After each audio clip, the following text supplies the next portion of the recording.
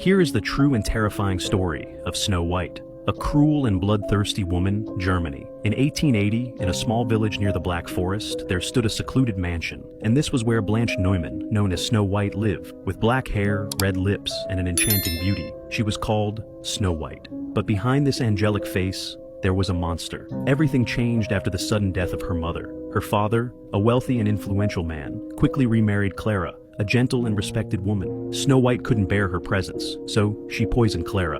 A few days later, Snow White's father mysteriously disappeared, and he was never seen again. Then, strange disappearances started happening in the village. A maid, a gardener, a baker, and poor men and women from the village. Next, the children became the targets. Over 20 children were abducted without explanation. Inside her mansion, Snow White conducted terrifying rituals. It is said that she attempted to extract youth from the kidnapped children through cold baths and cutting, believing their suffering would transfer their youth to her. Witnesses claim to have seen a frail figure behind the basement windows, and weak, silent children in the main room. Every day, Snow White would gaze at herself in a broken mirror, admiring her pale reflection, convinced that each life she stole delayed the marks of age. In 1885, a fire destroyed the mansion. When the authorities searched the rubble, they discovered a small, hastily dug grave in the basement. Snow White was never found again. And you, what story would you like to hear next?